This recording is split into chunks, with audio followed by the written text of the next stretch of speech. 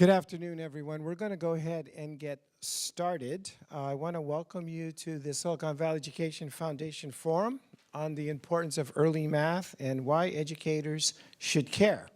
My name is Manny Barbera. I'm with the Silicon Valley Education Foundation. We're really excited to bring this topic to the forefront today, a topic that we think deserves more attention and more exposure to the education community. Our mission at the foundation, I'll say a little bit about that in just a little bit, is to partner with school districts to help prepare students to graduate from high school, college, and career ready, which we define, operationally define, as having completed the A to G requirements. But we also know that it starts a lot sooner than high school, and that's one of the reasons we want to bring this topic forward today. Before we get started with reviewing of the agenda, I would like to ask our host for today, Texas Instruments, Joan Scott, to say a few words of welcome. Please welcome Joan Scott. Good afternoon, and thank you all so much for being here, and welcome to Texas Instruments. Some of you may know this facility as National Semiconductor. Well, 2 years ago, Texas Instruments acquired National Semiconductor, and we were so thrilled to have a larger presence here in Silicon Valley, which is such a wonderful community. TI's primary focus is on education and in STEM education, and one of our main partners to do this is the Silicon Valley Education Foundation. We really focus on teacher effectiveness and training and support. So we were thrilled to host this event today. We think it's very important that not only we're looking at middle and high school in STEM, but we need to start at the very beginning. So it's great to see that there's some energy around this and that you're here to learn. So thank you so much for doing that. I hope it's a great event for you. And if you need anything, you can see myself or Griselda in the back if you have any questions about the facility. So thanks again, and we're looking forward to a great session.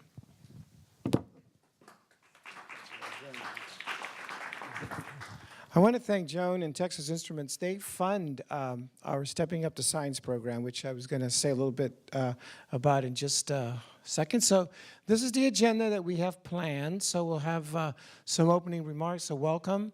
We're going to have a presentation on strengthening early math by Mary Perry, and then a presentation by Greg Duncan on the long reach of early math skills, and then assembled a panel that of other experts in this area that we think you will hopefully come out of here today learning more about this important topic. Let me just share a little bit, as I mentioned, about the foundation.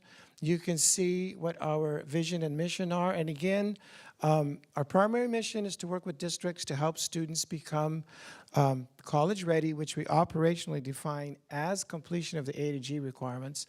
And we do it through different avenues. We have direct programs. I mentioned the Stepping Up to Science program, which Texas Instruments was key in funding for us. We prepare students to take the first A to G course. The A to G, in case you're not familiar, since this might be an early math forum, the UC-CSU course requirements just to apply for the CSU-UC system.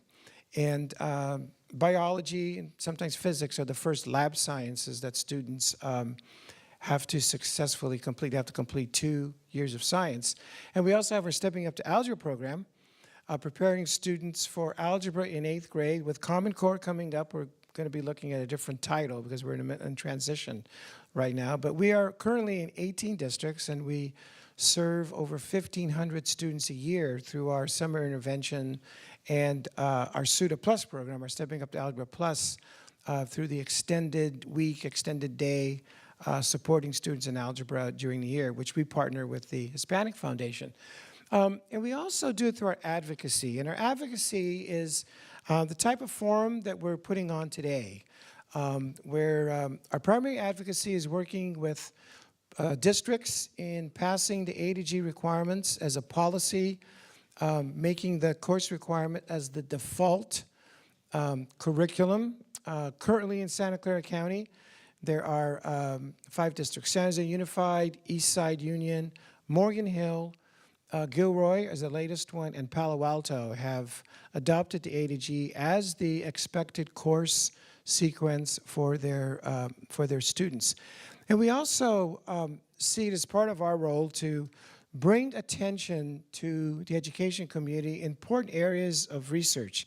And I have to admit, when I was superintendent, in the 10.5 years I was superintendent, most of our focus in the early years was in literacy, which is good.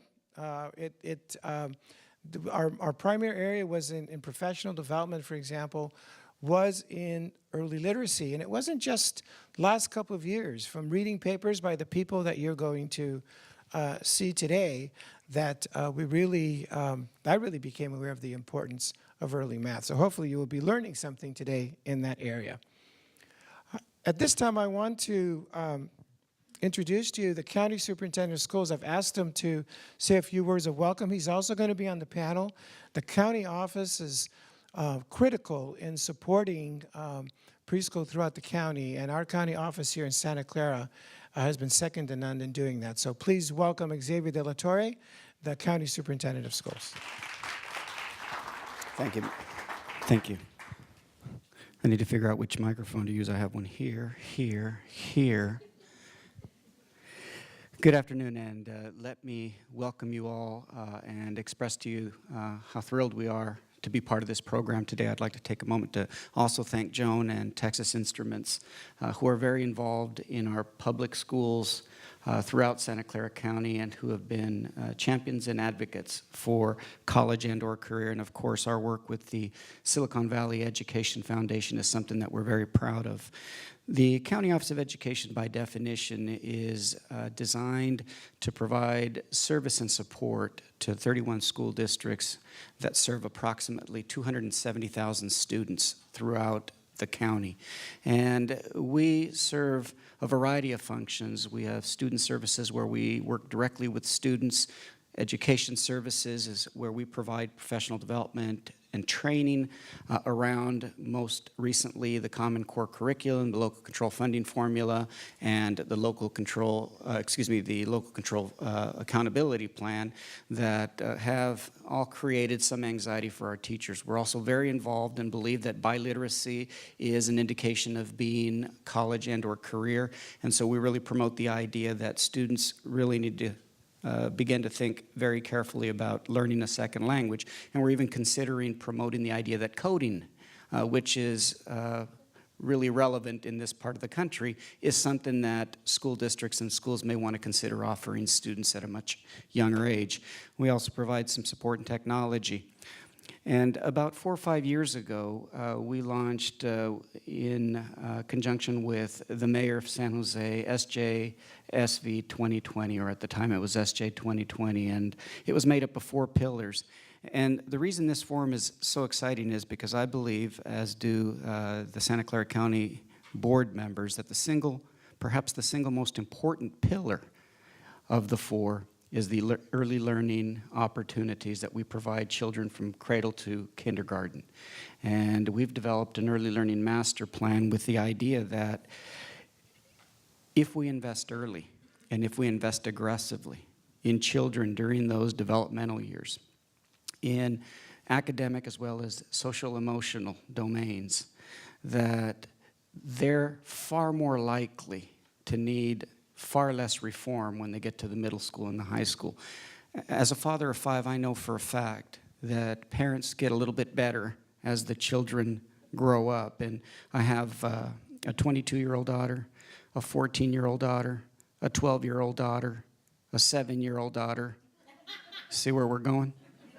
A 6-year-old son, right? And I know that what happens with them and to them in those first 5 years before they go to school really does shape their attitude and values and their love of learning. And there are far too many children in this county who don't have a positive experience during that 5-year period. And so subsequently, oftentimes, we see children come into our Head Start programs or state preschool programs, not just a year behind, but sometimes 2 years behind their peers. And it creates a great deal of stress on those educators who've got 24 or 26 of them, but who are committed to work hard to give each child exactly what each child needs. And what's really exciting about today is that we're learning more and more, and the research supports that it isn't just English language development or academic exposure, but that math and their grasp of math at a very early age could very well be the best predictor of how a student is going to perform in school.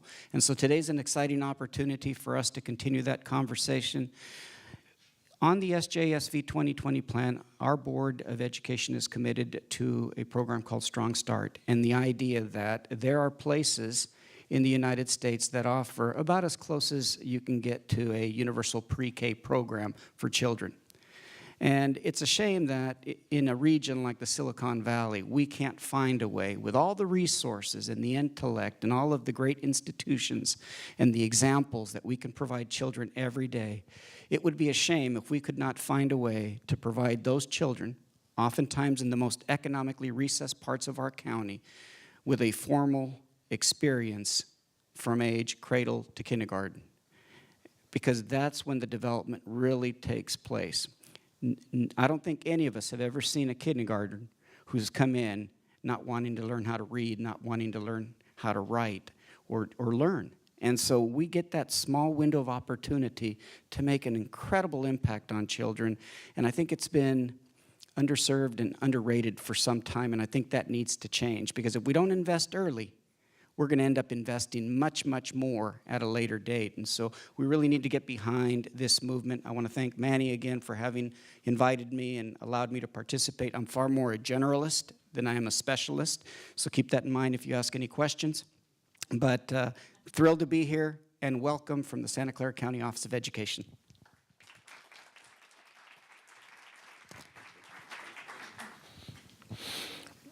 You know, hearing Xavier rattle off his kids there, I wasn't sure whether it was George Washington or Xavier who's the father of our country. I was getting quite a bit. Congratulations. You know, these type of events don't happen by magic, and there's a lot of work that goes into it. I want to, first of all, thank the primary funder for this event, Heisen Simons Foundation. They've been terrific in supporting not only this event today, but also the paper that Mary is going to be sharing with you. My only regret is that Linda Plattis, who really worked with us extensively to help put this all together, could not be here today. Dr. Plattis is an early math expert herself, and if she were here, she'd be up here with the rest of our distinguished guests today. So I want to thank the Heisen Simons Foundation and Dr. Linda Plattis for her support during this entire process. We asked, as I mentioned, one of the roles that we see at the foundation is to take the research that's out there and get it out to the schools. And sometimes there's a lot of great stuff out there that's in the journals that never quite reaches the practitioners and the people who actually can do something about it. And so we asked Mary Perry, who's education writer, who's written numerous papers and has done a couple for us already. We asked her to review the research and to synthesize the early math research that is out there. And so she's going to present that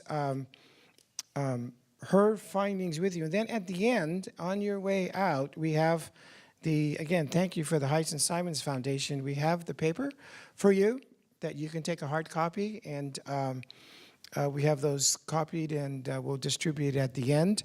And I think you really find it very, very helpful. And what we wanted to do is to develop a paper that can be practical in nature, that people can take it back at the schools and actually make use of it in terms of potential professional development in this particular area. So at this point, and you have a bio there, so I'm not going to take time reading the bios of all our presenters, but Mary has an extensive experience in this area as an education writer.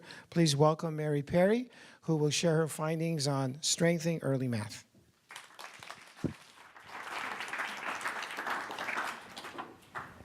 So how do I use that button?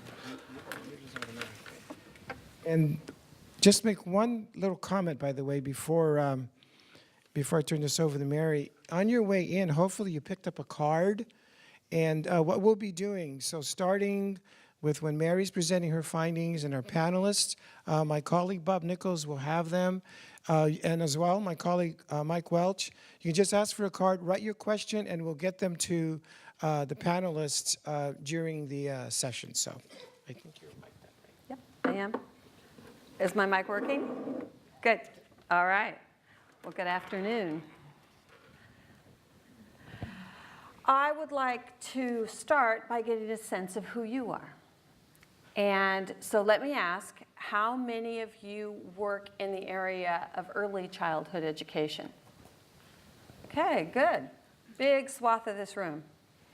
How many of you work at school sites in the K-12 system? Okay. And how many of you work in district offices, probably in the K-12 system, I guess? A couple. How many of you are interested parents and community members? I have some of those too. Good. All right. What we tried to do with this report is to really provide information that will be a starting point for conversations across all of the places where you work. And so let me start by reminding you of the challenge, which you may not really need a reminder about at all. But the fact is that we are in the midst of adopting or implementing the adoption of new academic standards and new standards in math specifically. And as we think about what that means, I really like to think about it as a two-pronged challenge. One part is making sure that kids have the basic math skills they need to be successful in the 21st century. No small thing. Defining even what that is a whole topic of conversation. But the other thing is building stronger foundations for kids so they can excel in STEM careers, especially in a place like Silicon Valley where there is such opportunity. And so those are dual challenges, and we need to think about it.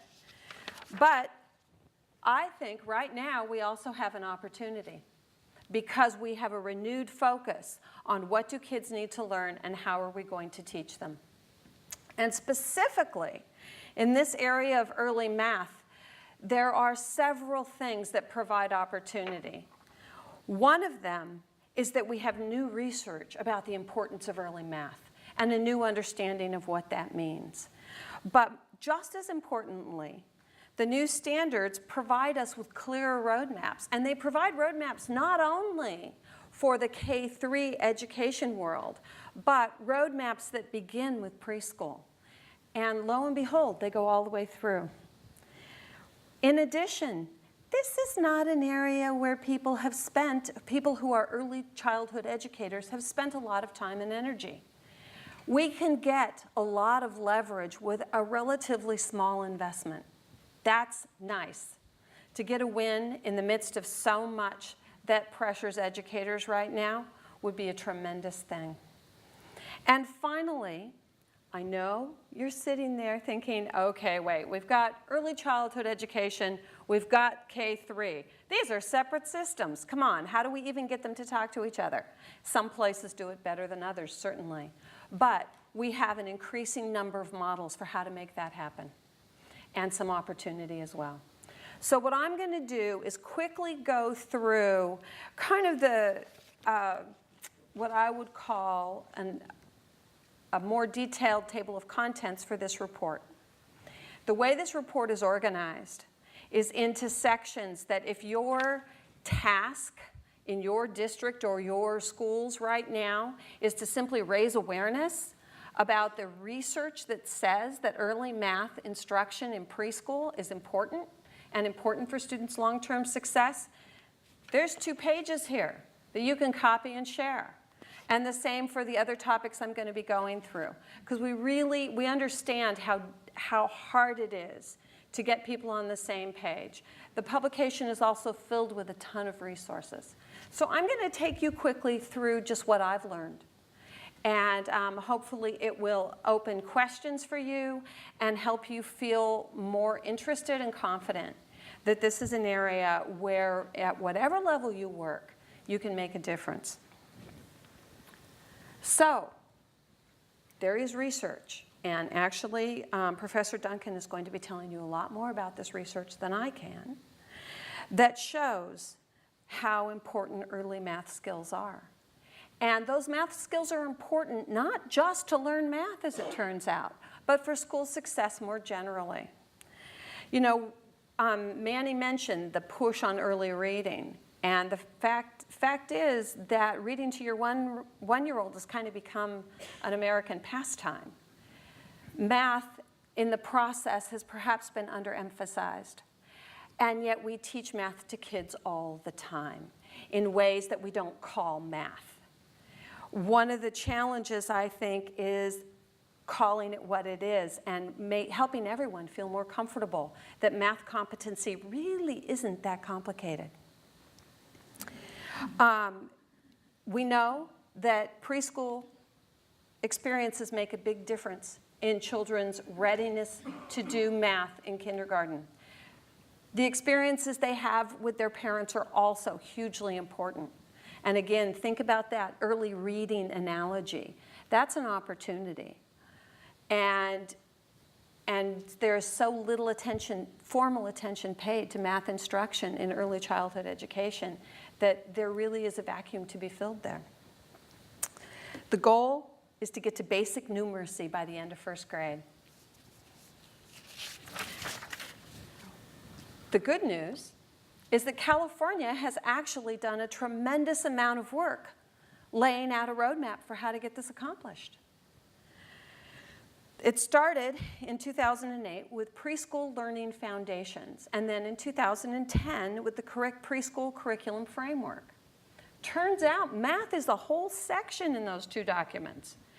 And as I looked at those documents, I was so struck by how common sense and straightforward the recommendations are. It really makes you feel confident, even if you're one of those people who, shame on you, says, I'm not a math person. It makes you feel confident that in fact you know these concepts. We all know these concepts. This is things like counting from 1 to 20 and understanding that if you count from 19, the next number is 20. Very basic things that we can encourage our children to feel confident in before they even get to kindergarten. Then we have some very clear definitions of kindergarten readiness, thanks in part to the Common Core standards adoption. And there are some excellent publications on the California Department of Education website across all of this, including the ones that are referenced in the report. All of this flows into the Common Core K-3 math standards in a way that's clear, that's straightforward, and it all leads to later success in math. If we can get kids ready for kindergarten math, what we know is that it makes a huge difference in their success all the way through to high school graduation and beyond. And we also know that those kids who start behind in kindergarten stay behind. So just a couple of examples from the standards. One of my favorites, actually, my favorite suggestion for teaching 4- and 5-year-olds about math, one of the things they need to learn is a conceptual understanding of the number line. Chutes and ladders.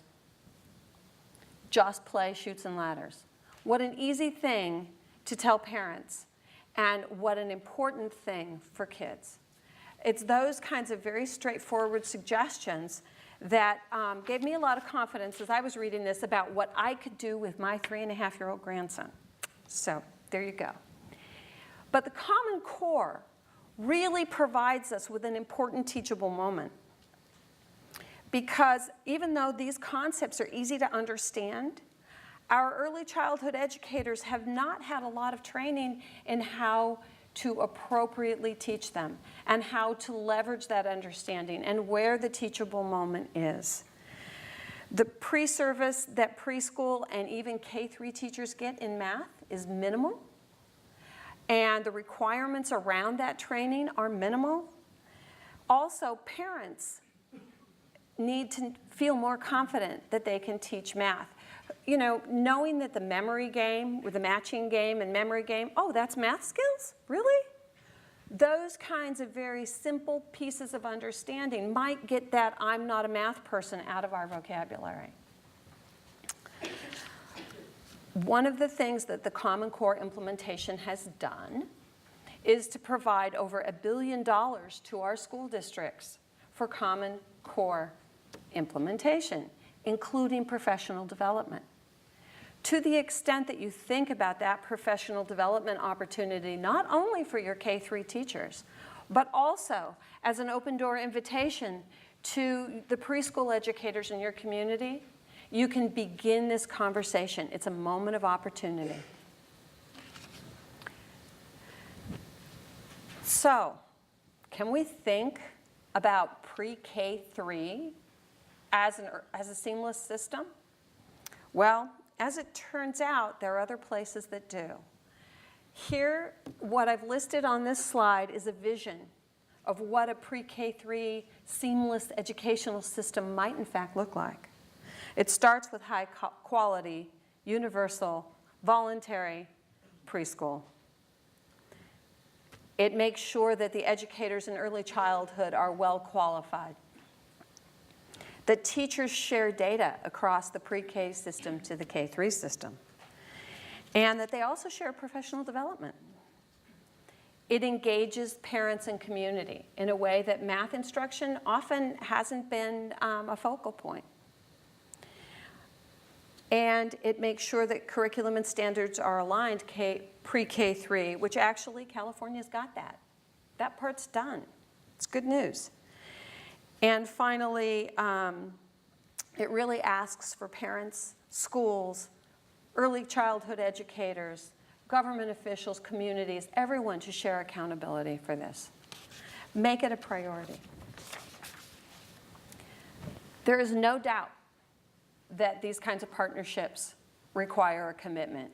I understand. I was on a school board for about 9 years. I know funding sources are different, the unions are different, there's so much that's different about the two systems, but there are ways that people are really pushing to get to something that looks more seamless despite those governance and system differences.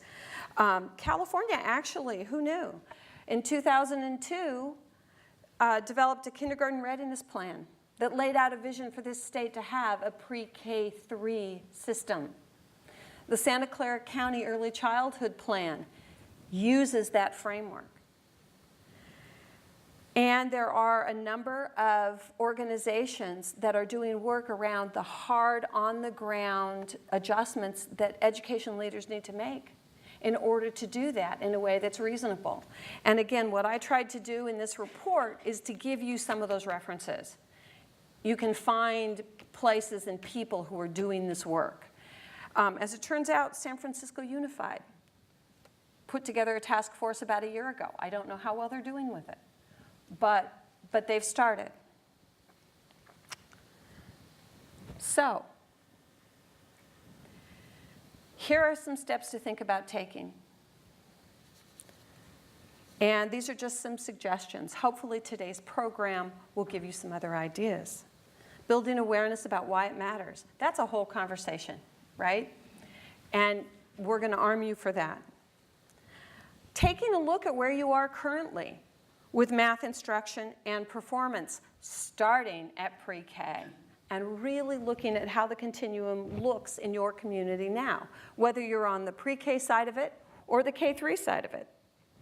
Taking an inventory of your local capacity and the opportunities that you have, tapping into all of the materials that exist. There's curriculum, there's professional development resources. There is a ton of stuff there to help you do this work. And one of the things I think is most important is to educate parents. You know, the campaign that has gone on around early reading has made a difference in early literacy and in parents understanding what their role as their child's first teacher is. math is not a different thing. It can be the same kind of opportunity. So I hope you enjoy the presentations by the rest of the panel. I hope I have whet your appetite. And Manny, take it from there.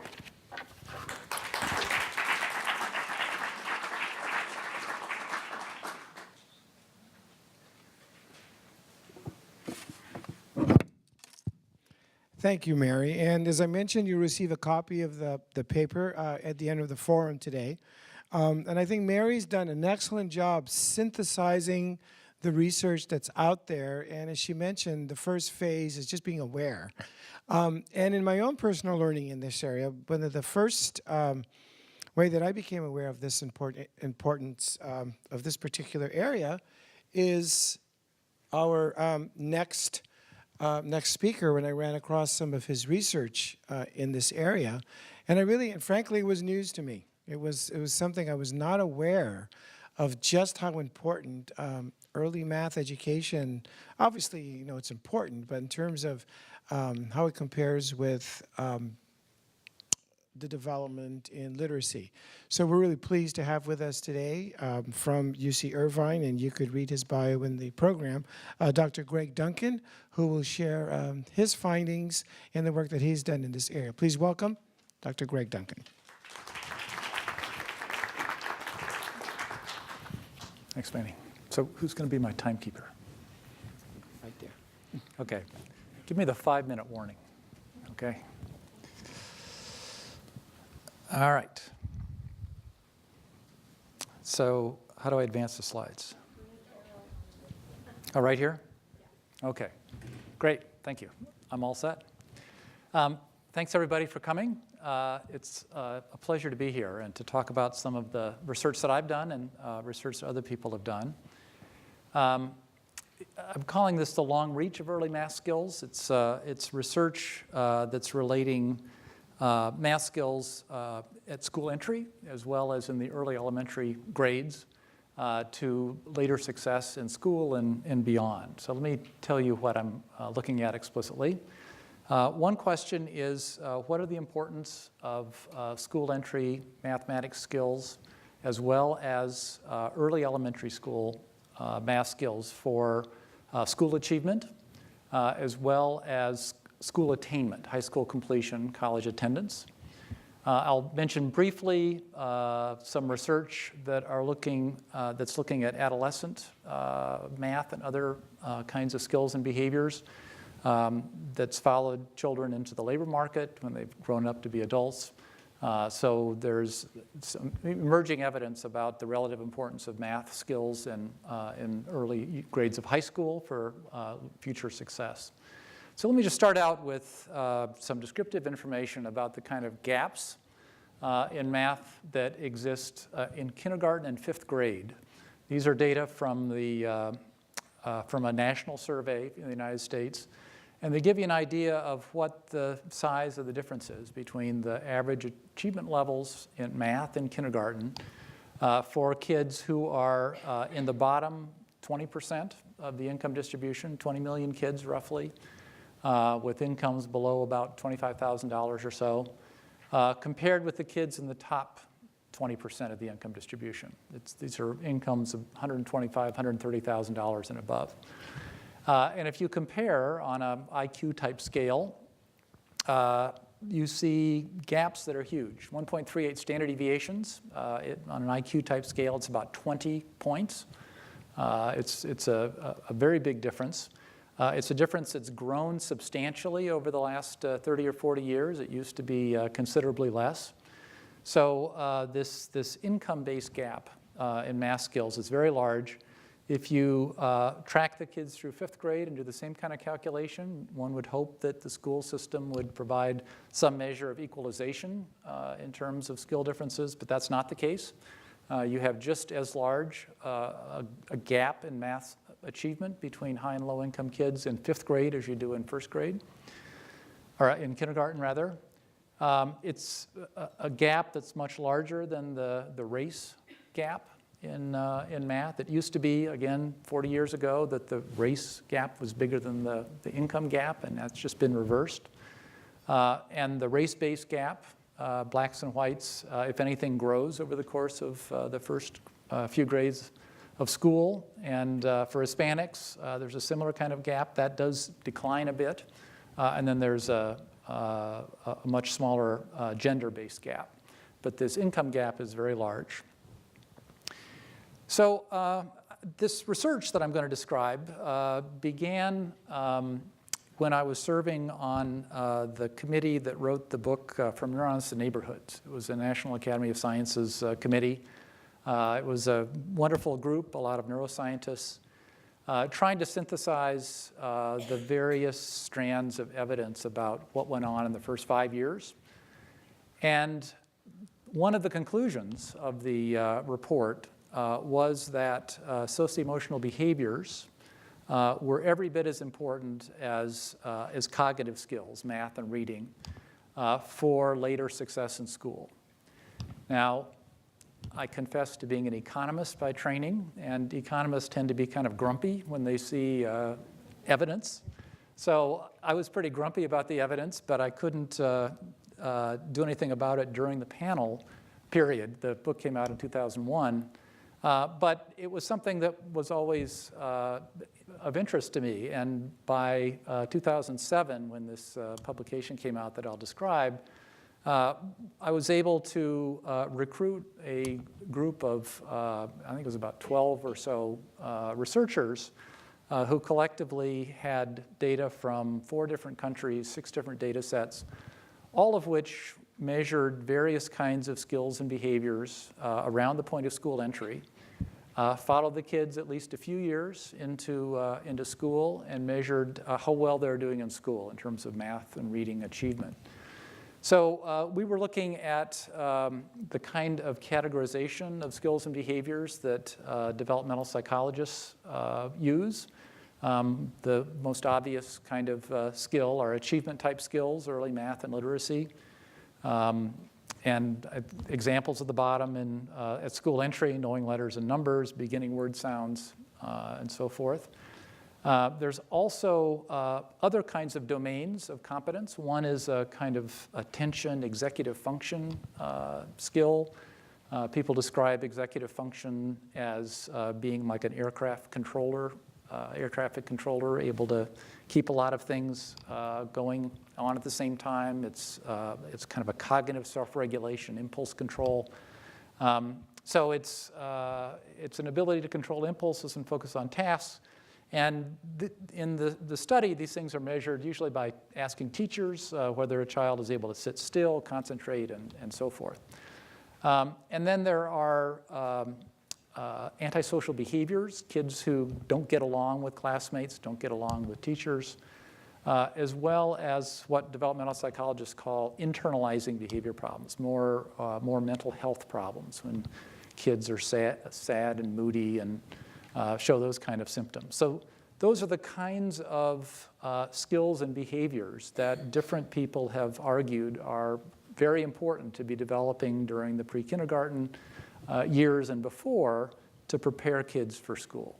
That they really need a combination of these skills and behaviors when they enter school to be able to take advantage of school and do well.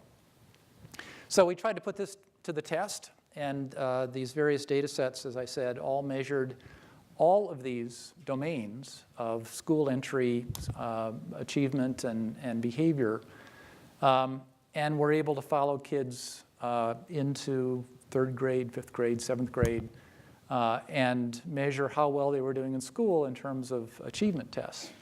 And if you look just at simple associations, kids who come in behind in reading will, in a simple association sense, be behind in reading, math, and everything else, right?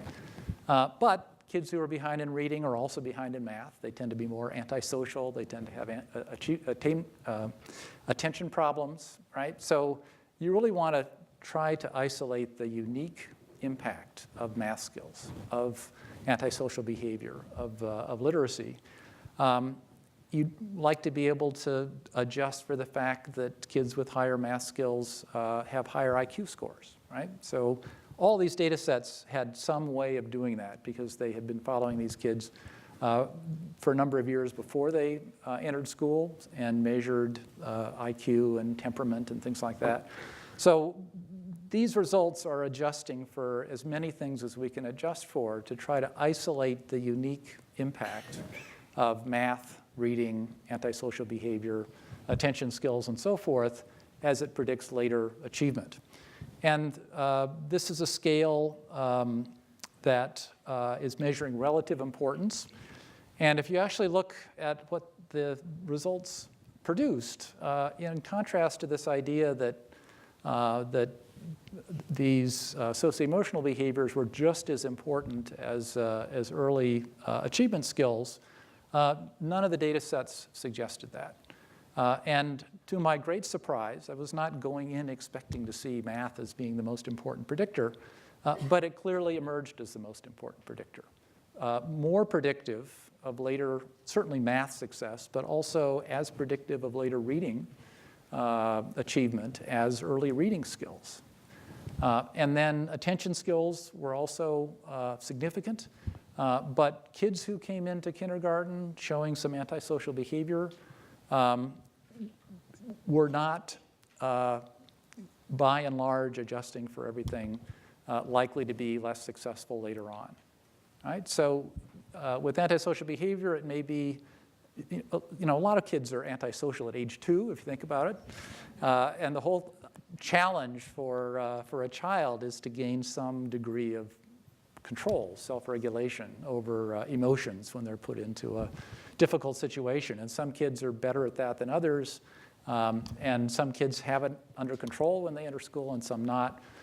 Somehow, there are some genuine antisocial behavior problem kids who are going to persist, but they're mixed in with a lot of other kids who are having temporary antisocial behavior problems. So those things are not predictive on balance of what happens later for achievement. If you extend this now and look at attainment, I'm going to be looking at high school dropout as well as college attendance. These are somewhat different data sets.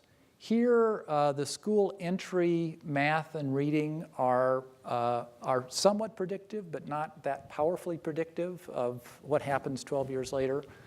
But what emerges as very powerful is how kids are doing over the course of elementary school.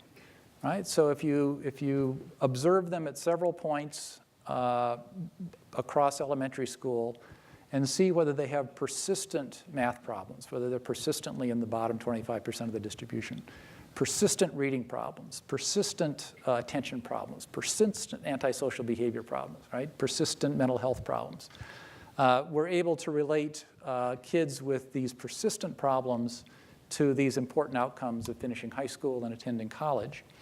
And again, if you take the simple kind of associations, you get this result that I think everyone knows, that if you don't have a high level of reading competence by 3rd grade, that's strongly predictive of dropping out of high school, right? It's the same data set that's producing that result that we used to compare, all right, kids who are having reading problems in 3rd grade are also having math problems, are also antisocial, and so forth. So you really want to know what's uniquely powerful. Is it the reading? Is it the math? Is it the antisocial behavior?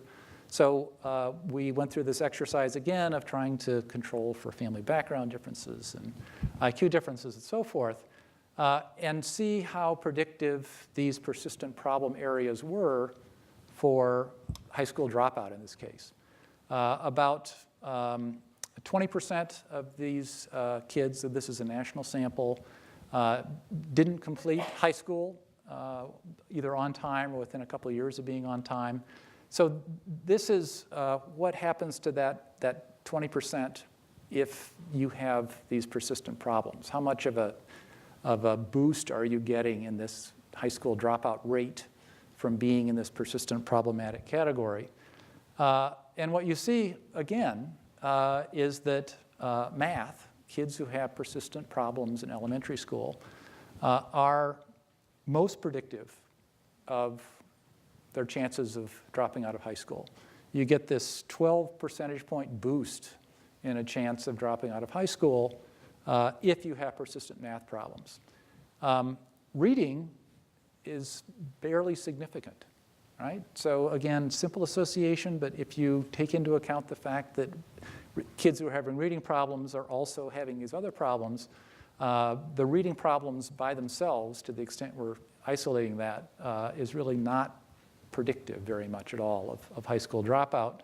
The other thing that emerges as important is antisocial behavior.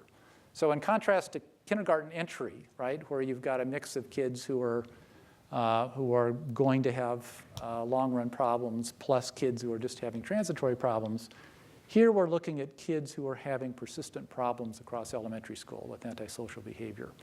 And those kids are also quite predictive of who's going to be dropping out of high school, right? So it's math and antisocial behavior that are really the two most important problem areas in elementary school that we should probably be spending the most attention on. If you do attending college, same kind of thing.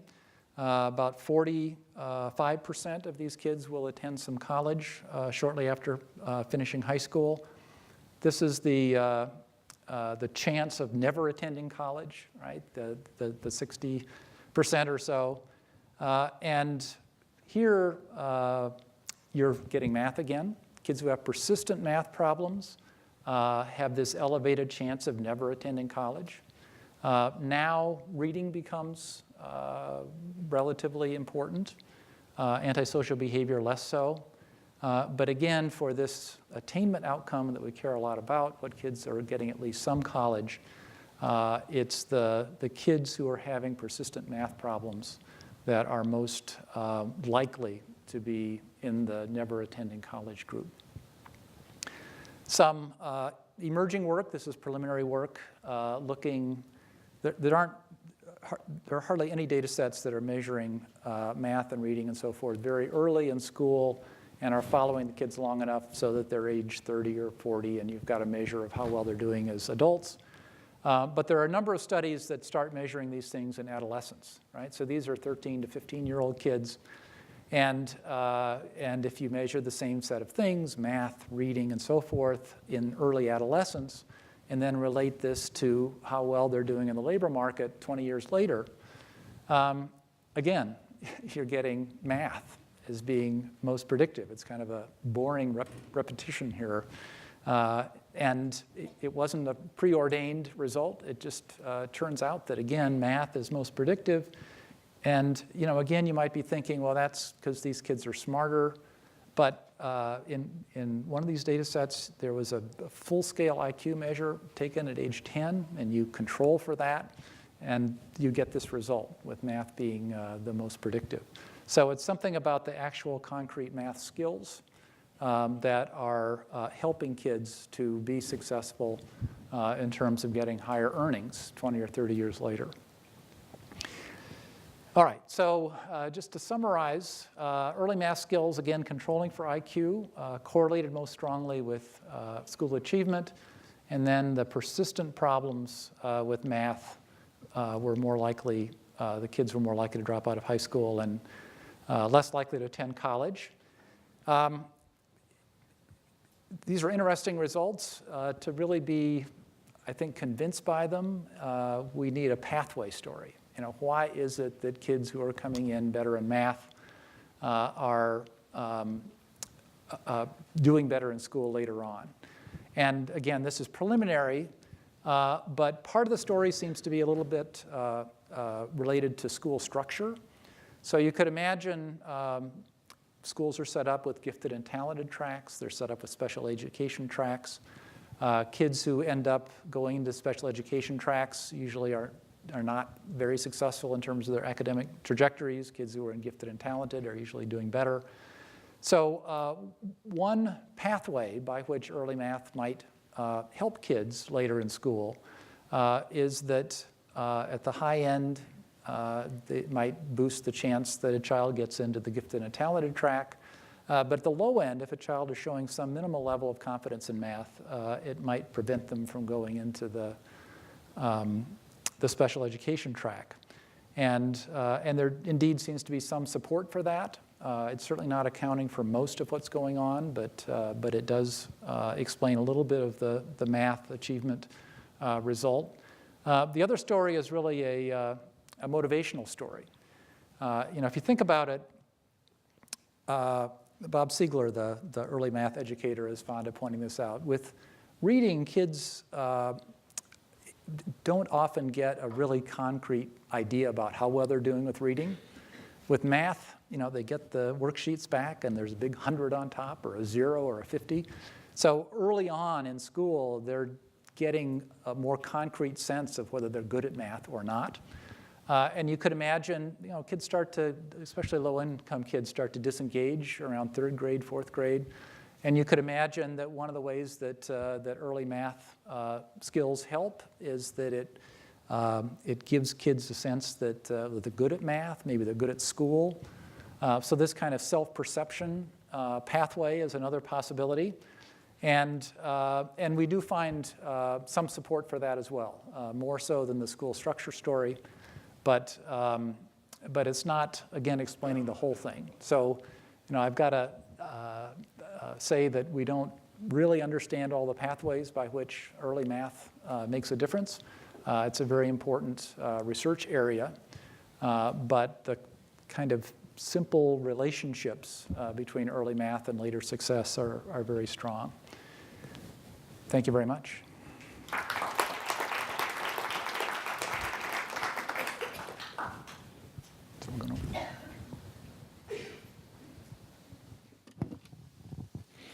Thank you, Dr. Duncan, for that excellent presentation. I think this is great stuff. And so now we're going to move into the panel portion of our discussion. And I'm going to ask our distinguished panelist and our distinguished moderator, please come on up, and I'll do a quick introduction. You've already met Mary, and I would like, and also Xavier De La Torre, County Superintendent. I'd like to introduce Dr. Deborah Stipek, who's the former Dean of Education at Stanford, who you can read her bio. By the way, any one of these people could have been up here talking about their work, because the more I get into this area, you see the great work that these individuals have done. And also Dr. Prentice Starkey from West Ed, who's the Senior Research Fellow there, and his work as well has been very instrumental in developing the thinking in this area. And we're pleased to have with us our moderator today, my former colleague over at the foundation, John Fensterwald. If you don't read John's blog in EdSource, you're not keeping up with what's happening in education. So you just gotta, no one knows more about what's going on in education than John, and we're delighted to have him here today. So John, I'll turn it over to you. Thank you. Yeah.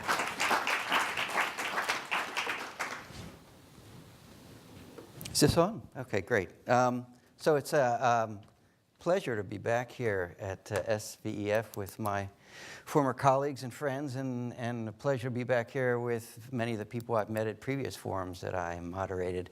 And it's also a pleasure to be helping the dialogue discussion today on such an important subject with such distinguished panelists.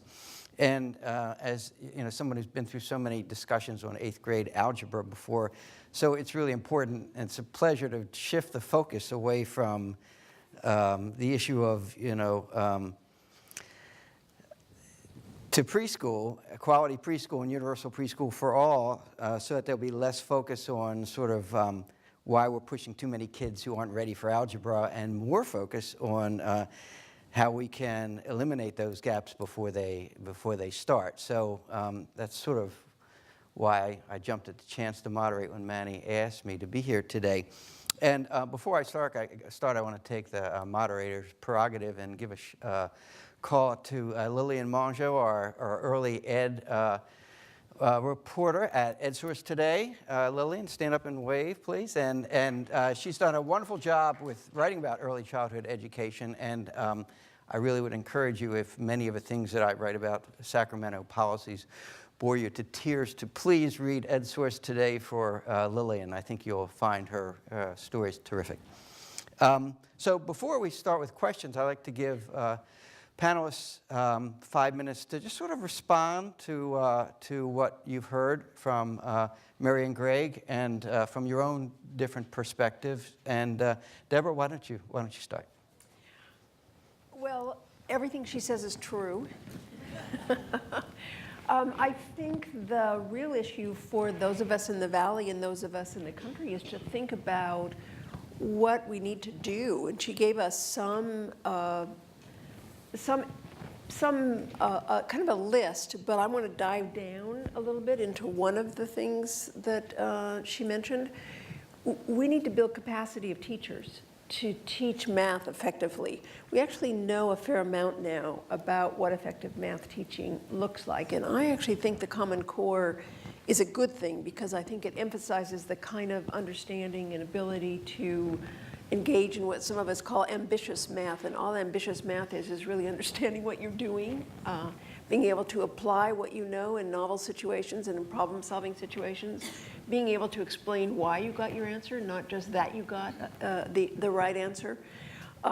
But this is really quite a fundamentally new way of teaching. It's not what you see in most elementary schools. I'll just focus now on pre-K through 3rd grade. The research on pre-K really suggests that math is not taught. It just isn't there. And I know I've done research on preschool instruction, and often when I wanted to see math, I'd have to go back over and over again to see the 7 minutes, that actually they did some sort of math activity, and often it was the teacher pointing to the kids playing with blocks saying, look, they're doing geometry. So no real explicit instruction or even implicit instruction. So one of the things that we're working on is trying to build capacity in this region. I have a colleague, Megan Franke, who is working in Southern California. So we're working with districts and schools to help develop leadership, teachers who can serve as a resource and serve as instructional leaders within their schools and districts to help build the capacity of the Valley in Southern California.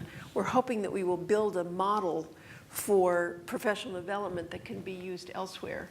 The other thing that we're finding, drilling down even further, is that if you think about the institutions that prepare preschool teachers, and even to some degree elementary school teachers, they have limited capacity. In our community colleges, right now, there are often not people who can teach a course to people who are going to be preschool teachers on the teaching of mathematics.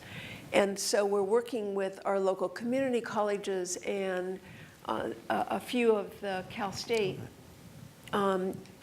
universities to help them develop greater capacity, and we hope to inspire them to promote more attention to the teaching of mathematics. And we're creating some coalitions and things like that so that they can help each other and we can provide resources to help develop syllabi and the kinds of things that we need to develop to really move the field at the teaching level in a really strong and productive way. So I just want to focus attention on the teacher because we all know, for those of us who studied what matters in education, is that it's the teacher and the teaching that really matters. So that to me is right up there at the top of the list of things that we need to focus on to move forward.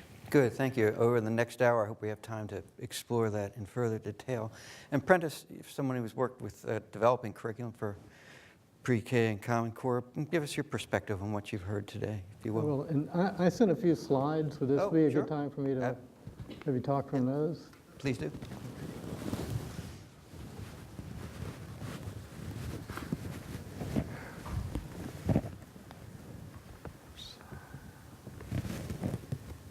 Good.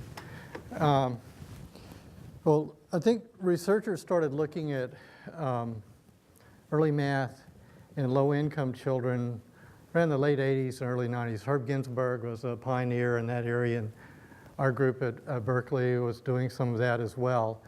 And we knew by the mid-90s that there was a SES-related math gap already present at about age 4, the pre-K year. We were wondering when the gap first emerged and whether it was a uniquely American phenomenon or whether it's something that we would see all over the world. So we got funds from the National Science Foundation to do a cross-cultural study in China, Japan, the United States. We collected American data in the Bay Area, the Japanese data in Tokyo, and the Chinese data in Beijing. And I brought a couple of those slides to show you what we saw. First, for the American kids, we had two groups of children, lower SES, higher SES. Lower SES are kids in state preschool, Head Start in the Bay Area. And we followed the children over the final 2 years of preschool longitudinally. We gave them a math assessment and wanted to see when the math gap first emerged. And at the time, we thought surely 3 would be young enough to see when it emerged. And here, kids just the age when they're first entering preschool, we call it the pre-pre-K year, the end of the pre-pre-K year, beginning of pre-K into pre-K. This is a math assessment. Higher is more math knowledge. It's a broad math, informal math assessment. And you can see there's a math gap already there when kids enter preschool at age 3. And then notice what happens as children move through preschool, the gap widens.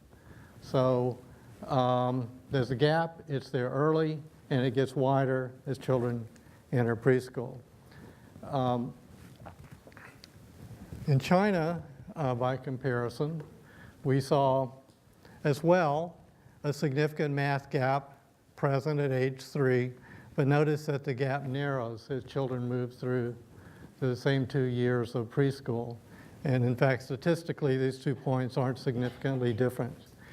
The main difference, there are many differences between the two cultures, but we think some of the differences that may be especially important are in China, children start receiving math support. There's a systematic math curriculum that begins at age 3 and carries throughout the preschool period. And as you heard from Deborah and others, it's hard to see math often in preschool programs in the United States.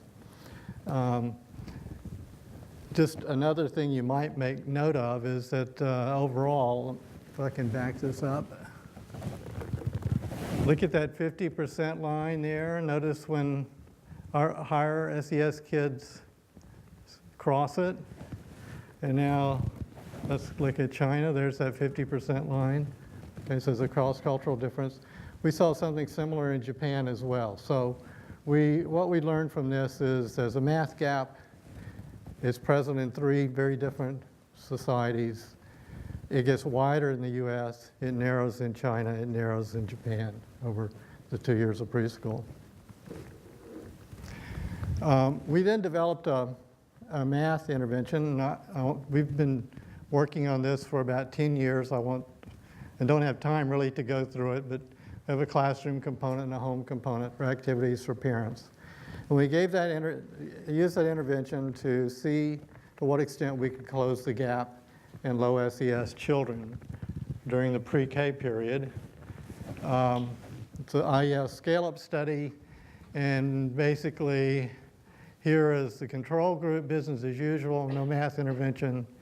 Here is the intervention group, and we did a sustainability study to see if teachers could sustain it the following year, and it did. So we got nice effect sizes there down here. So you can make a difference with early intervention. But let's go back. Let's look now at that SES difference to give you another reference point. So we were comparing intervention versus business as usual. What have we done to close the gap? And we made good progress there. But again, this gap has been more than 2 years in the making. It was already there at 3. It started somewhere even earlier. And then finally, we got funds from IES to do a 2-year preschool intervention. The idea here was to follow the Chinese model and to do math support at age 3 and 4, but differentiated. 3-year-olds are different than 4-year-olds. So easier things at 3 and more advanced at 4 to see what effect it would have if we worked the kids for 2 years. And I've just given you a bit here. Here you can get a sense of how much we moved the kids up. They started here essentially, and they moved up to here from getting the pre-K intervention, and here is the pre-K. So a little better, but still below SES. And so that's one educational strategy we're starting to use, is to link together multiple years of intervention, pre-K and pre-K. And we currently have an I3 grant to work with kids at pre-K and kindergarten, so another 2-year intervention. And eventually we'd like to link all these together and see what effect we can have to bridge that gap. And I think to tie to what Greg has done is he's showing us really compelling research that early math knowledge is a very strong predictor of success in school, college entrance, and so forth.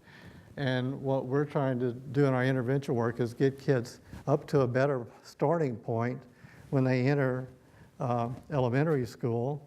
Tied to what Mary is saying is with the Common Core, the bar just got raised on young children.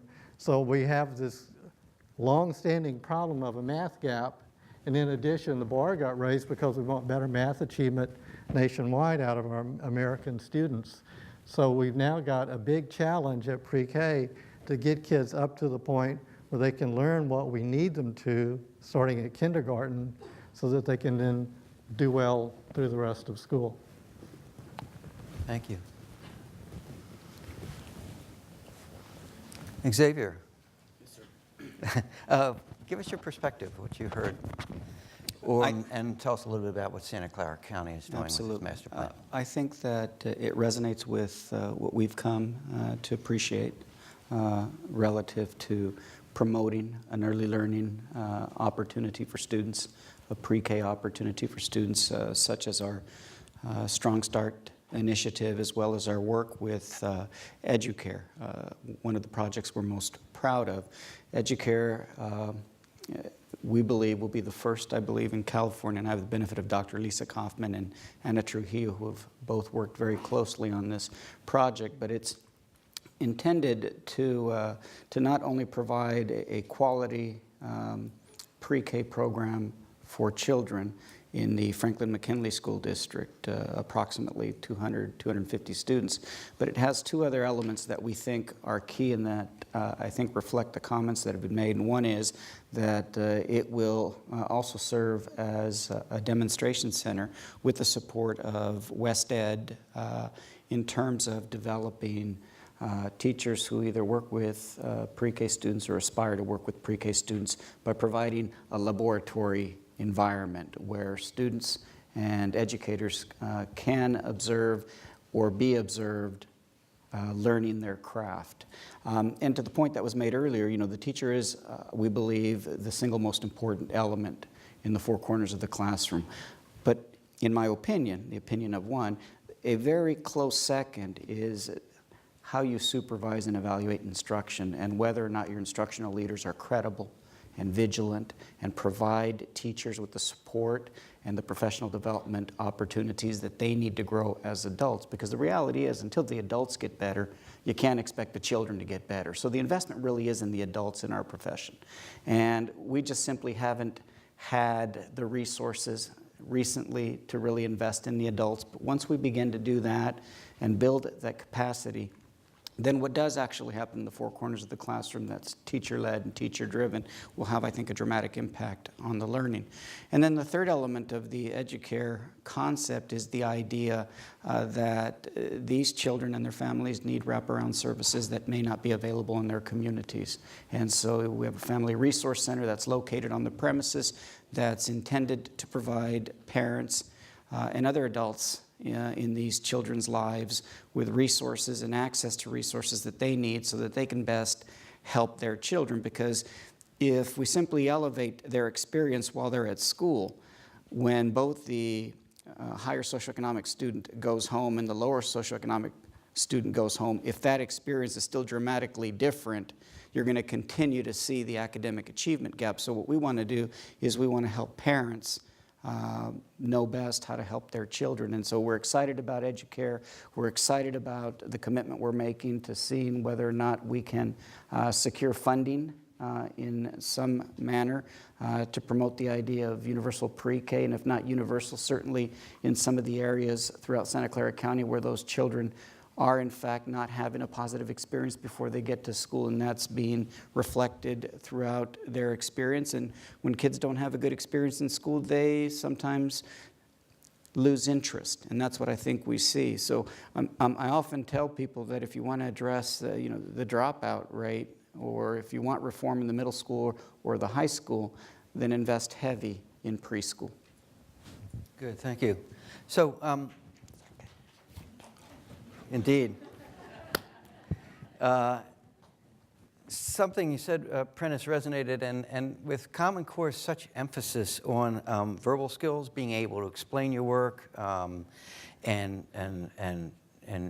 reasoning. Are we perhaps in a position where if we don't deal with the sort of income inequalities and sort of extend universal preschool, we might even create a larger gap with Common Core? As good as Common Core is, we might actually create an even larger achievement gap? If Prentice or anyone who...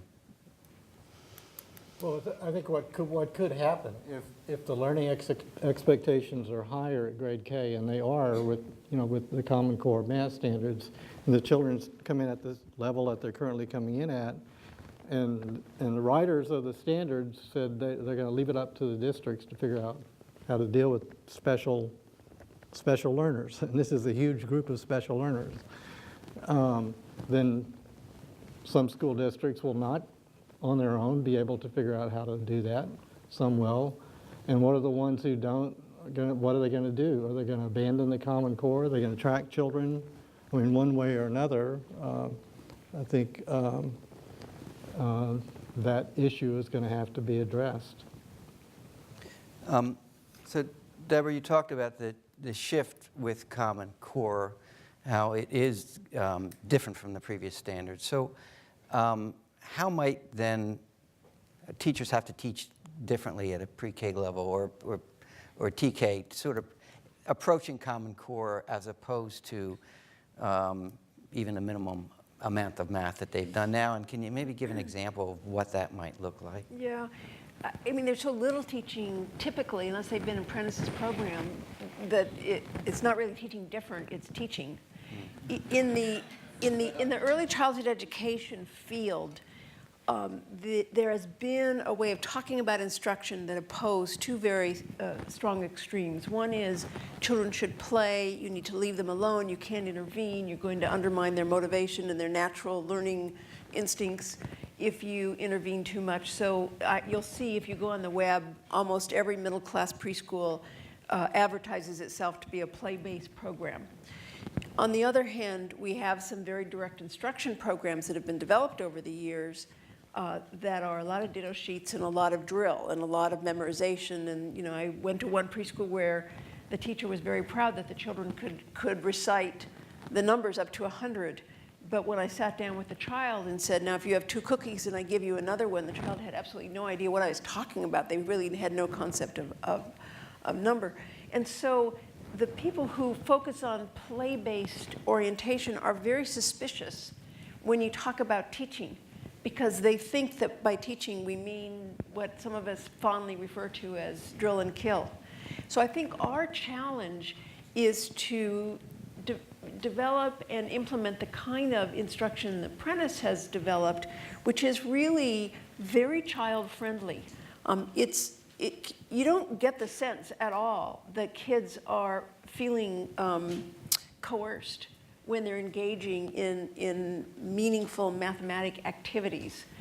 But it takes a lot of training to be able to do that. It's easy to give ditto sheets. It's easy to let children play.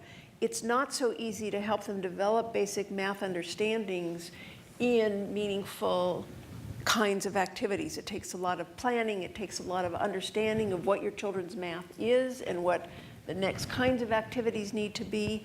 So I think our challenge is to really forge that it's not a middle point between play and direct instruction. It's a third way of thinking about what instruction can be, developing good models of it, and then helping teachers broadly, not just to have the benefit of a small research program or intervention, but really infiltrating the community colleges and the other universities where we're training teachers so that they can develop these very, I think, very important but difficult skills.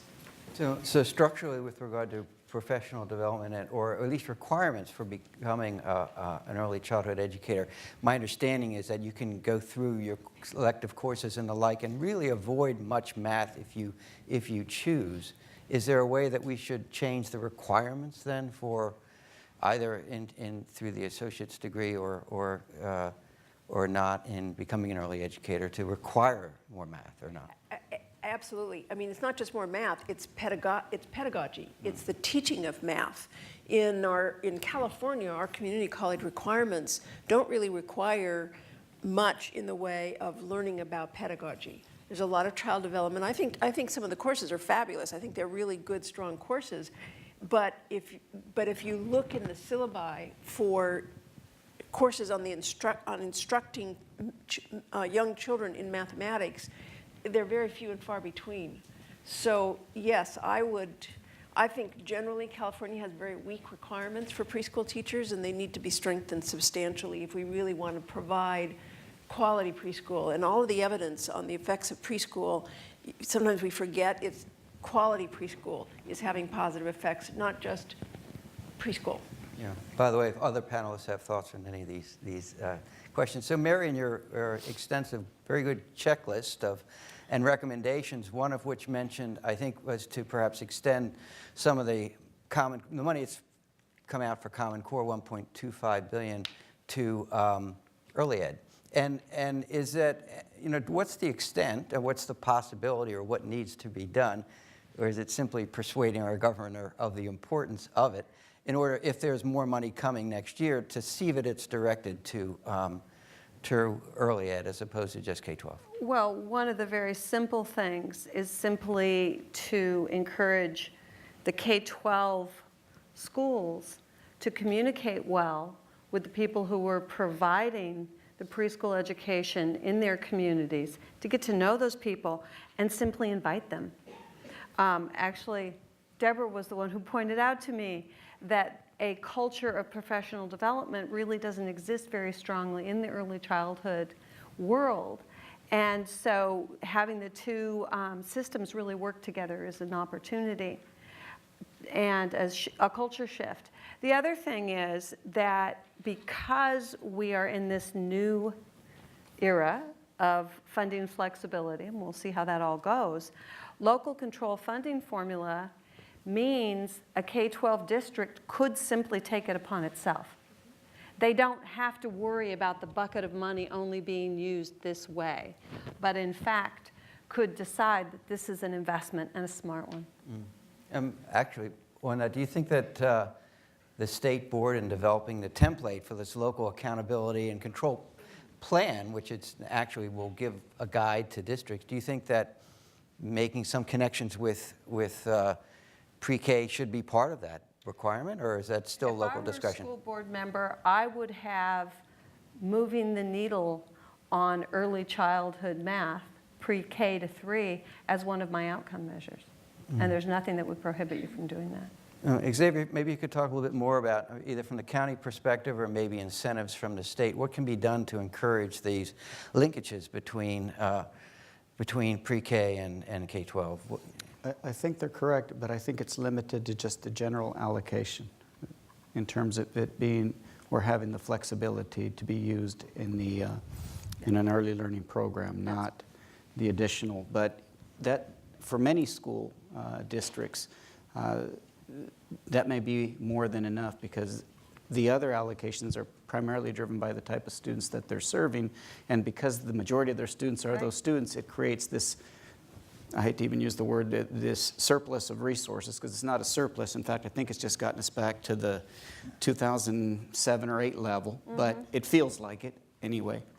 And that I think that any district that's serious about eliminating the academic achievement gap really has to recognize that that's probably a better investment than, and I'm not in any way suggesting that you don't need to address the needs of middle school students or high school students who aren't having a good experience. You can never give up on those students, but you need to find a way to start and investing on students before they arrive into your system, or they're simply, many of them are simply going to become those students of the future, and I think that that's what we're really coming to terms with. So I think school districts that are serious about doing that need to make sure that they have very strong early learning programs, that it be a formal curriculum. The thing that I think math does, and the reason that I think math is such a great predictor, is because it introduces children to being resilient, having resolve, being creative. It's problem solving. It's challenging. And I think that's why it's become a better predictor. Now, I did add the caveat that I'm a generalist. So when I don't know anything, I just kind of make it up, kind of what feels good. We all do that. Right? No. But I think it is a very viable strategy.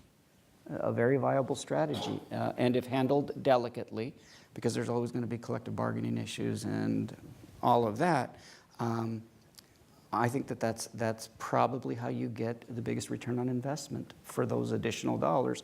And we have to keep in mind that local control funding sounds good now, but it happens over 7 years, they anticipate. But that's contingent on the economy remaining strong, and that a new governor isn't elected who has different ideas about how we invest in schools. But I think this is a real window of opportunity. We're excited about that. We're working closely with our districts. We're going to have a role in the local control accountability plan, which is a little daunting, right? But something that we look forward to. But we've really made a commitment to our early learning master plan and believe that that's how we can best contribute to school districts who want to eliminate that achievement gap. Good, thank you. We have lots of good questions from you, and here's one to start with. So how can society boost the confidence of those parents and teachers who are not comfortable with knowing math, who have had negative experiences before, and so that doesn't pass on to the next generation? Greg, had some thoughts? Well, I think Mary talked about some of these things. Early math help from parents is really very simple. Everyone has the skill, all the parents do, to be able to engage in it. It's a matter of creating opportunities for learning about shapes and colors and numbers and so forth. When you're going through a grocery store with your child, you can think of any number of opportunities there. It's a matter of having board games around the house, card games, not video games, or not as much video games. If you look at income differences and the kinds of activities, math-related activities that 4-year-olds engage in, for low-income families, a majority of kids are spending a lot of time with handheld video games. And on the other hand, higher-income kids are much more likely to have board games in the house, card games. Those kinds of things are teaching kids math in a very fun kind of way. A colleague of mine at Michigan is supervising a dissertation student who's looking at math talk in households with pre-K kids. And the kids are carrying around a little tape recorder, and they're getting all the conversations. And low-income parents, by and large, are talking a lot about numbers. So kids are coming into school knowing numbers. They might not know the relationships among the numbers. But the high-income parents are talking about fractions, half of the pie, a third of the pie, and so forth. It's just those differences are always going to be there, I think. But to get a all parents to realize that these simple activities that they can engage in, that push that we did for reading to your child, I think, was by and large fairly successful. Everyone's aware of that. And it's exactly what Mary's saying, that we need a comparable push on the math side. It's not beyond the capabilities of parents, even those who think they're math phobic, to be able to do these simple things to help their kids. Yeah, I like the expression mathematics talk. Yeah. I mean, I guess one of the takeaways, I'm feeling guilty. I didn't play Chutes and Ladders with my daughter. It was one of my favorites, and I never did. So, Can I add one yeah, thing go ahead. to that? We've done, we send activities home to parents, and we always get a very good response. They like things going home from preschool with little instructions on how to do it. We've also collected, I mean, I talked about a math gap that's there at age 3. That means it came from home, okay? So we've done some surveys asking low-income and middle-class parents how they support math at home to try to get a sense of what's different. And it's partly that in middle-income homes, there's sort of more things that support math. It's more likely to be a computer with math software, more board games, number books, and that's just coming from material resources. But also there tends to be more of an expectation. We get it. We ask parents, who's responsible for getting children ready for math in elementary school, and what's the percentage? Home environment, preschool. And many low-income parents look to the preschool, and the expectation is that the preschool, they're the experts, those teachers, and they're the ones who'll get, whereas middle-class parents will either say 50-50 or home environment's more important than the rest. So part of it, I think the issue is an expectation that parents from low-income backgrounds are expecting that there'll be more support being given in the early childhood programs than the kids are actually getting. Yeah, I know you said that, Greg, there's no difference. Actually, it's socioeconomics and not race and ethnicity, but I'm wondering whether there is any cultural gaps that need to be done, particularly for English kids from families that don't speak English at home. Is there a separate issue here that we should deal with? Okay. Speaking of Chutes and Ladders, there's a question about wondering about the use of pre-K for both Sesame Street and Khan Academy. I didn't know Khan Academy went down to that age, but if anyone has any thoughts on that, whether there's been any work or yeah. I don't know of any work. Well, there's Sesame Street work that suggests some positive impacts, but I want to make sure everyone realizes what a rock star apprentice is with his early math curriculum. He's really one of the stars in terms of developing a very rigorous curriculum that's play-based, but is evaluated in a very strong kind of way also. Typically, you have curriculum developers who are self-promoters, and they'll use they often use evidence about gains over the course of the year for the kids taking their curriculum. Prentice showed how kids are gaining huge amounts even if you don't give them any formal curriculum, right? So you really have to be comparing kids who are getting a particular curriculum with kids who are not getting that curriculum. And then you see oftentimes that things aren't very effective. But, kind of stepping back, we've heard about the imperative, and I certainly agree with it, to be training our teachers to have the kind of conceptual math knowledge and the teaching skills to be more effective. And Prentice was talking more about the curriculum approach. They obviously go hand in hand. I think it's kind of easy to be discouraged about the huge task of transforming the teacher education world. But with Prentice's work, with work by Doug Clements, who's now at the University of Denver, they have successful curriculum. And it is very much an option for a preschool to select an effective curriculum and then try very hard to implement it and to fidelity levels so that you really are putting in place through training. It takes a lot of professional development. All of the elements that make for a successful curriculum. One of the case studies that I've been interested in over the past couple of years is the Boston pre-K system. It's a very interesting story where someone named Jason Sachs was brought in to develop the pre-K system in Boston. And he was given a lot of support, and he put together a proven math curriculum, a proven literacy curriculum. There's kind of a behavioral development boot camp curriculum that the kids go through in the early months of the year. And it's play-based. There are these activity centers. All the pre-K classrooms are hooked into elementary schools in Boston, so you're getting this kind of feedback between the pre-K teachers and the elementary school teachers. They've got it manualized. They have a lot of professional development. They have coaches who go around and really help teachers out to understand the curriculum. They want to try to implement it as faithfully as possible.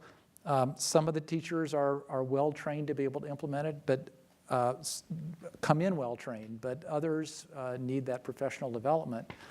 And it appears to be very successful. There's been a good, strong evaluation of it. And it's up to scale. I mean, it's across Boston, low-income neighborhoods, and it's showing that there are results. It's somewhat expensive, but I think the lesson is that you can take proven curricula if you do a good job of organizing it, implementing it, coaching it, and making sure that it's faithfully implemented, and you can get really good results from it. Yeah, I was wondering actually, and Prentice, the audience wants to know where can we get your math curriculum and your resources for teachers for teaching math? I can send me an email, and I can send them a link. Okay, maybe SVEF, maybe we can provide that out to all the folks who have come here as well. Well, I still have a thought. In line with that, we saw the slides on China, the gap not as great. There's hardly any gap in China compared with America. But have you seen either, Greg, perhaps in your studies, you made either Oklahoma, where there's a sort of a near universal preschool. Is that gap in a place like Oklahoma still, and are there other states where the gap is narrowed even though it started wider? There's certainly evidence from Oklahoma, in parts of Oklahoma, Tulsa in particular, that the particular implementation of the pre-K system there was producing very strong gains by the end of the pre-K year. I haven't seen studies, and this is a very important question, about whether the third grade tests or the eighth grade tests, right, are going to be showing the narrowing of the kind of income-based gap that I talked about. So we don't know that yet, but that's a very important research priority, I think.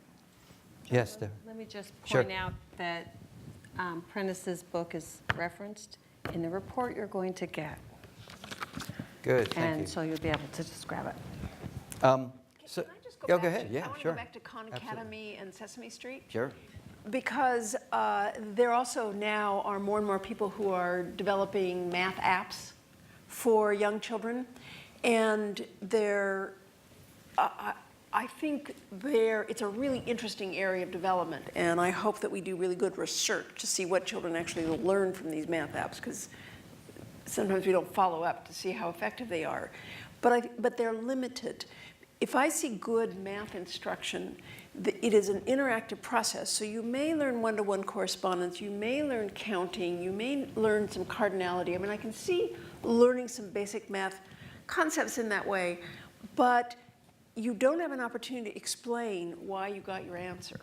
And you don't have feedback from someone, and you're not usually asked to find 3 different ways to come up with the same solution. And so, and good teaching requires being responsive to the child in when I work with my students, we call scaffolding up or scaffolding down. So if they're having difficulty with 1 to 10, then maybe you go down to 5. Or if they got 1 to 10 problems really quickly, you go up to 20.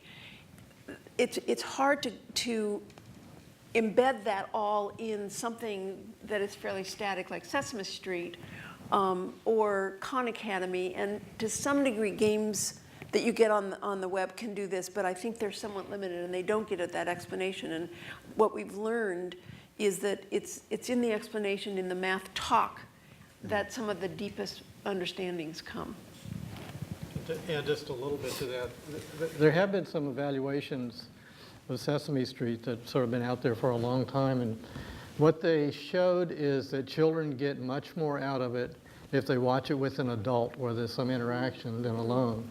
And we find when we do our surveys, we ask parents about kids watching TV, and kids from low-income families do spend a good bit of time watching TV. They're less likely to do it with a parent there.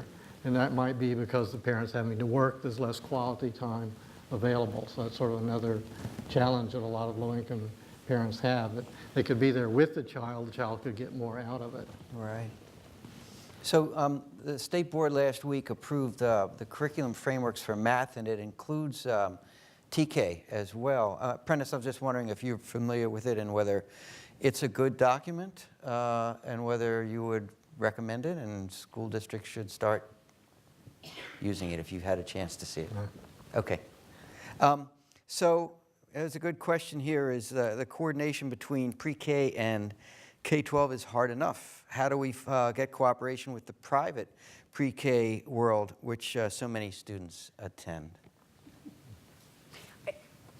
First of all, I want to say I haven't seen a whole lot of coordination even in the public sector. So we're working. You did say hard enough. We're working with a lot of schools, and we require that the schools we work with have a pre-K on the campus because our assumption of that requirement was that then there would be at least some collaboration and connection between the two. And what we're finding is that even if the pre-K is right there next door to the TK and kindergarten, there's almost no conversation. They're unaware of what each other does. There's no shared PD. There's very little sharing there's no shared. In fact, they often don't even know who each other is. And I think part of it is because we're so fragmented in California. We have, even in the public sector of pre-K and K-12, we have very different funding streams, very different sets of regulations, different accountability requirements, different credentialing requirements. So they're really completely different worlds. And we need to break down some of those structural differences because the collaboration between pre-K and kindergarten gets difficult just because of the different funding streams and accountability and assessment and that sort of thing. So I think in this state, we really need to think very hard about how we create better structural connections between at least state preschool and K-12. I do think that the TK structure that districts are required to provide gives some opportunity there. It's a long haul, there's no question. Happening, though, so far. Well, and that's, that was our hope. there would be an opportunity. Just a little note from Boston. They had this problem. Even though the pre-Ks were in the same buildings, the curriculum for K-5 was just far too elementary for the kind of skills that the kids would have when they came out of pre-K. And you know, the teachers were starting to talk. They knew which kids were in the pre-K and which kids weren't in the pre-K. And it was so noticeable that it became a systemic problem that the school is now formally tackling. And the person who developed this pre-K system, Jason Sachs, is now in charge of the pre-K to early grade transition to try to smooth that over. And the Gates Foundation has done some work around this issue, and they have a research paper, and there's been some experimentation up in the Seattle area among school districts there trying to figure it out as well. It's not easy. And it's replicated in higher ed. So in the Cal State system, for example, the people who are trained in pre-K are trained in a different department, usually human development or child development or something like that, than the people who get their multiple credential. And there's no conversation between those two departments, and clear hierarchies and often conflict.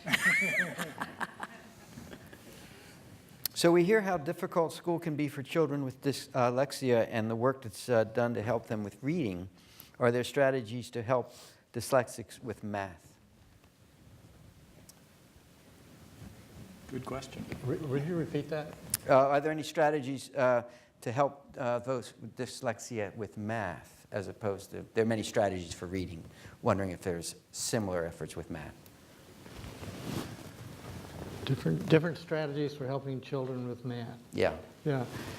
who are dyslexic. I think the early math intervention work is not as far along as literacy. It's in part, the number of people you heard Greg say, well, there's another person besides our group. Literacy, there's several people who are actively working on interventions. So I don't think we've mined the realm of possibilities. We learned when we went to China, we saw how the Chinese instruction was. It was direct instruction. There was an attempt to be engaging in using concrete materials and so forth, so the sort of ditto sheet specter that gets raised was not even being used in the programs there. We saw a very different approach in Japan, where the Japanese teachers were highly trained in math, and they could go into children's spontaneous play and inject math into it. They could go into the block corner, and within 5 minutes, the children were making some symmetric structures and various other things and talking about it. And that's a different approach. So I think in the end, we'll find there are multiple ways, but in terms of what's been evaluated, it's really sort of direct instruction, but using concrete materials that are engaging. Mm-hmm. That's been an approach. And sending things home to parents, too, is found to be effective.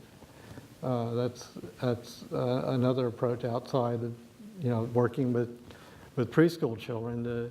The challenge there is there are always some parents, you send things home and they don't really notice that something's gone home.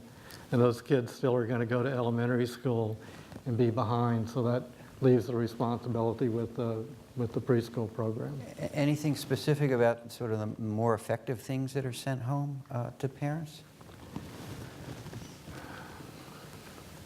Relative effectiveness, no, I can't say. Yeah. I mean, we just send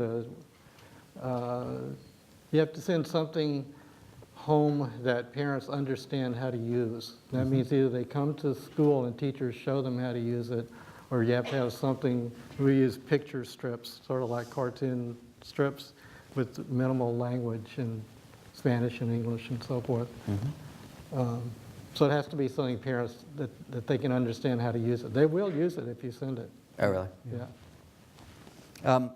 A related question is the relationship between music and math. Is there a movement to include music in early math education? Good question. Yeah. So we have a question about affordability, which is an issue, and Xavier, it's directed at you. So what options, if any, are there for parents who do not qualify for Head Start and can't attend preschool? My district has TK, but only at a few school sites, and there's no TK at my school. Well, I think that's one of the primary elements of our board's work and our staff's work in terms of promoting a universal pre-K model, and that is identifying vehicles that have been used in other cities to generate the revenue that it would require. And ultimately, it's adding to a sales tax, a parcel, a bond, and depending on whether or not the community values those pre-K experiences or recognize them as being critical to eliminating the academic achievement gap, will, I think, determine whether or not we can generate the revenue, because the idea isn't to slice the pie differently so that we can develop these programs. We need a bigger pie. And all the rhetoric around how important education is and how it can improve a generation's quality of life is just that until you invest in it. And so one of the things that I think we're involved in now is trying to exhaust all possible sources of revenue. And most of the time it goes back to the general population. Do you think it is important? And if so, would you be willing to tax yourself, although modestly, to ensure that all children start school sooner? And that's really the big question. Although we do, I think, have a fair number of community leaders, whether they're corporate America or the high-tech, biotech world, that really do make an investment in unique programs. I think our idea is really more around something county-wide that would start with the children that need it the most, but likely supported by all. Mm-hmm. Do you see an expansion of TK? I mean, in this district, they're just at a few sites with more money with the local control funding formula. Do you think districts might put that as a priority, given all the other? It really depends. One of the interesting things that surfaced when TK was introduced in the county was that in school districts that served lower socioeconomic families, the TK classes filled up. But in Los Altos and in parts of Palo Alto, some of the superintendents were disappointed because there were a lot of empty seats. And the reason for that is those children are already in a TK, and they've been in one for years, and they're comfortable with the one they're in. So they didn't, immediately run out and say, hey, we don't have to pay for this program because we have TK. And so at the beginning of the year, district superintendents had made investment in teachers that sometimes had classes with half the seats empty.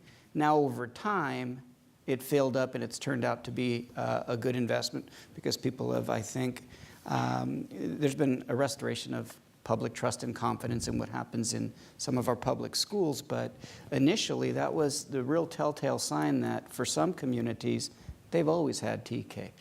They've always had pre-K and TK. So when you open it up at your local public school, they're reluctant to leave their current experience, whereas in the more economically recessed neighborhoods, it was a godsend. So Mary, again, go back in terms of policy recommendations that you had, and they were extensive and many. So are there any sort of so-called low-hanging fruit among them that you would sort of look to and say, if you had to pick one or two that might be achievable, you would recommend? Well, I think, Deborah's discussion about changing the requirements, the education requirements for teachers and early childhood educators make a lot of sense. Even just one or two additional classes that were focused on math and math pedagogy could make a huge difference. Part of how I think about this issue, though, is that if we're trying to implement Common Core and we're trying to really improve achievement of kids, where is a place where we will, to put it bluntly, get the most bang for our buck? And frankly, an investment in early math feels like one of those places because we are so uninvested in it now. And I think you could get a huge lift with a relatively modest investment of professional development. So that is part of what really struck me as I went through and looked at all the information and really learned about this topic. I think that's important. And the other thing is that an early childhood investment or early K-3 investment in getting kids up to speed is an ounce of prevention. So all the things that you can do to improve what's going on for the youngest kids really will help in the long run in ways that are cost effective. One thing that I will say to policymakers sometimes is you can pay now or you can pay later. And if you don't pay now, you're going to pay more later. And so the evidence, especially from high quality preschools, is that there is a considerable return on your dollar investment even things like less participation in the criminal justice system, which, as we all know, is incredibly expensive. So it's not only the young lives that are at stake, but even the society. It's costing us money not to invest early. It's the difficulty, I think, is that many policymakers are looking at the next 2 years as opposed to an investment that's not going to pay off for 15 or 20. Yes, great. I would say that raising parent awareness is a low-hanging fruit as well. I'm not sure what the best kind of campaign would be, but it worked, as I said, in literacy. And if someone could figure out ways of sending messages to parents that it doesn't take a lot of time in the day, it just needs to be a persistent part of interactions, and it's going to make a big difference. I do think that the research on the relative importance of the home environment versus the preschool environment, not so much the really high-end pre-K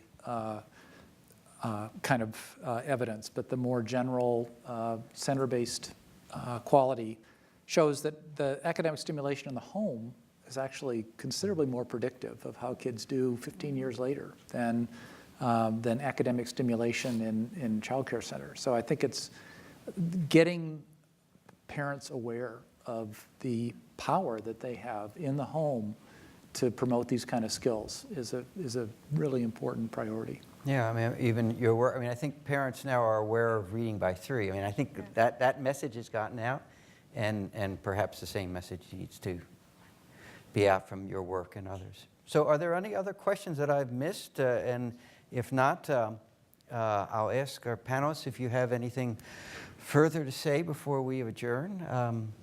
Any closing thoughts? Well, thank you, Maddie.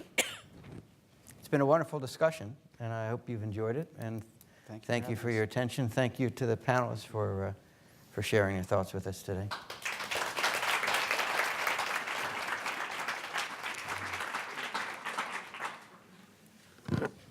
Thank you, John, and thank you to the panelists. When I was superintendent about 10 years ago, I was on Jack O'Connell's, who was the state superintendent, formed a P16 council to study the achievement gap. And our number one recommendation, and there were about 45 people there from business and education, our number one recommendation was preschool education for all. But what we did not know, honestly, we read a lot of stuff, a lot of research material, was the importance of this early math. And believe me, it would make a difference to me if I were still superintendent, just as Mary mentioned, if she were still on the board. This is really, really important work. And I want to thank each of you for sharing your expertise today and for being here with us, because we plan on taking this throughout the county and continue to work with districts on this. So please, another hand for our panel and presentations. Thank you very much. Before you leave, I would like to thank and acknowledge my colleagues at the Silicon Valley Education Foundation. This doesn't happen by magic. So if you would please raise your hand. Mike, Catherine, Bob, Rosemary, Jennifer, I don't see Ritu and Anna. I think they had to leave, and Connie. And Michelle and Emmett in the back, and Michelle did all the logistics, so thank you all for your work, and thank you for spending your time with us today. Please get a copy of the paper, and there's still some treats left in the back. And thank you, John. Thank you very much. And thank you, Hyson Simons. Do you want to say something? Oh, everyone, by the way, we will be posting the recording. Again, thank you to the funding from Hyson Simons. We're going to be able to post this, so if you want to view it again, you'll be able to do so. Thank you.